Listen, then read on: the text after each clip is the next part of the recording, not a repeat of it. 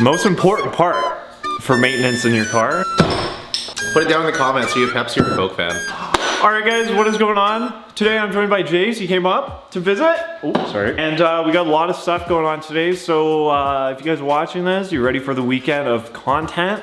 We got a lot of stuff. We got maintenance video, so you guys probably won't watch this. I finally bought a funnel, which is really cool. And we're also gonna try and get the Miata running because last time I made a video on the Miata, said it wasn't gonna have a video in a long time, so cheers to that.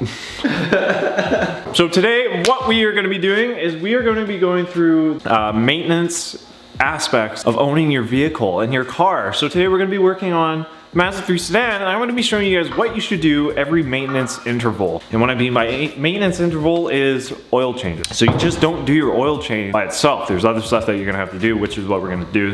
There's going to be a couple things that maybe some of the Mazda guys might, want to know, like what kind of oil. This thing's got 240,000 kilometers on it.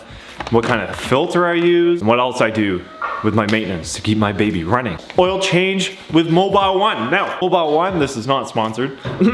I used this stuff in the Miata and it actually quite helped with the lifter tick. Now, what sold me this stuff, I used to use like this Castrol Edge high mileage stuff. I think it was like a semi-blend of conventional and synthetic. This stuff is full of synthetic, obviously the classic 520 that the Mazda 3s take, the 2 liter. And now this stuff is the most expensive stuff. There's like protects up to blah, blah, blah. This protects up to 25,000 kilometers. And that's what sold me with the Mobile One. Now I know Mobile One's like good, but 25,000 kilometers of protection means that stuff's gonna be like fresh oil when I pull that at 5,000 kilometers. I'm gonna be switching up the oil. We're gonna be going to this stuff, and I do my oil changes every 5,000 kilometers. For oil filter, this is quite important. Always go OEM Mazda oil filter straight from the Mazda dealership. Don't use Fram. Fram disintegrates and blows things up. So we're gonna get through the oil change first, and then I'm gonna tell you guys what else you guys should do with your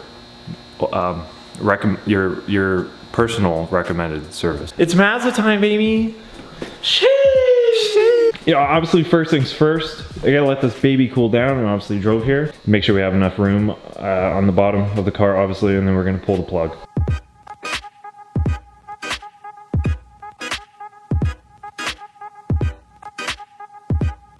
So you back it out and you push it. There you go.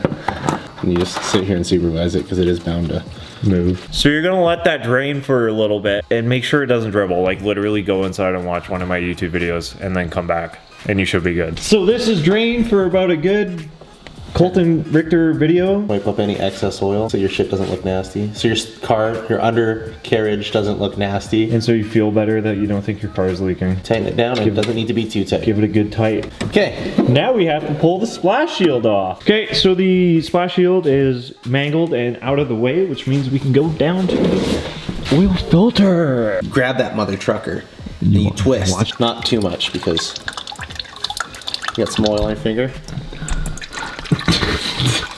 And yeah, tastes like crap. It's not sweet, so there's probably no coolant in there. That's good. There you go. Yeah, mint. Okay guys, and now we start the car. No, there's no oil. Colton.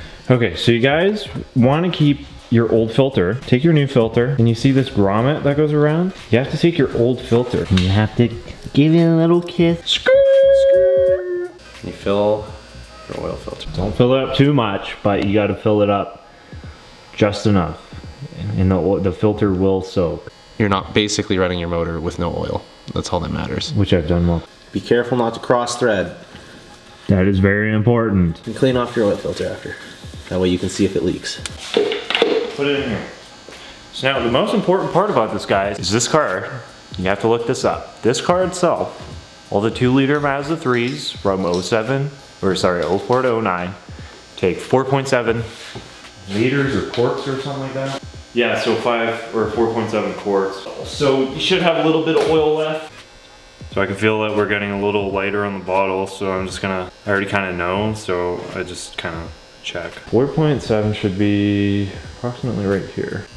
Not too little, but you want to be close. Put everything back together here. So these dipsticks are incredibly hard to read.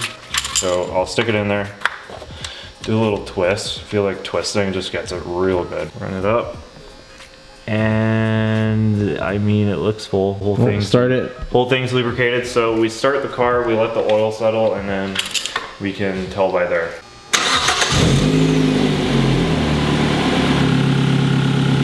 That already sounds a lot healthier than it was before. Yeah, low-key. Rule of thumb, you let it run for 30 seconds, and if it don't leak, you're good.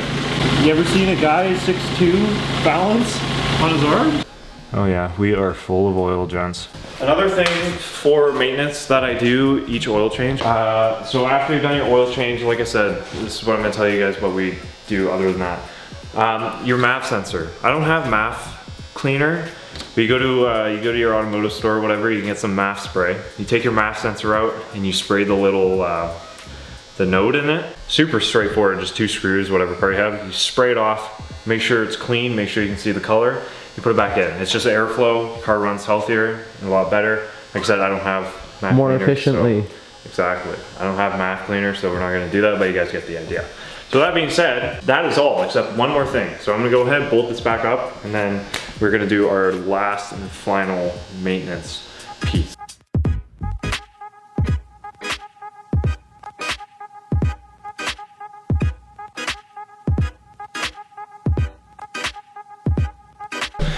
Okay guys, so the last final step that we do when we do our oil change. I love how uneasy you are about this.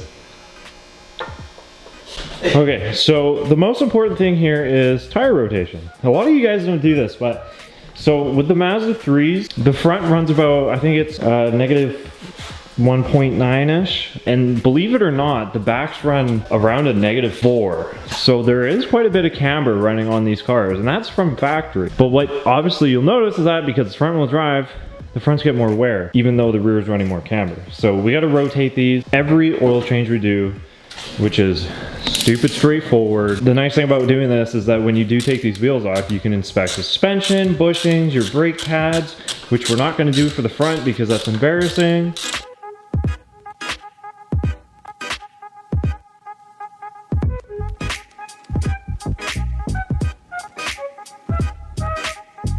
Okay guys, next step, torque these bad boys. Mazda specifications reach for 95 foot-pounds.